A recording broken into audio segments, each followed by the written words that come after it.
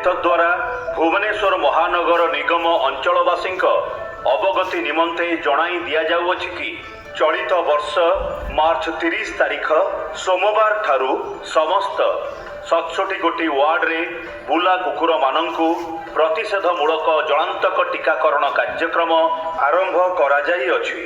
एही कार्य पई 15 गोटी दक्ष तथा अभिज्ञ टीम को नियोजित करा जाई अछि। एही कार्यक्रम आगामी 3 मास मध्यरे सकाळ 6टारू 11 घटिका पर्यंत एवं अपराह्न 4टारू 6 घटिका पर्यंत चालू रहिबो।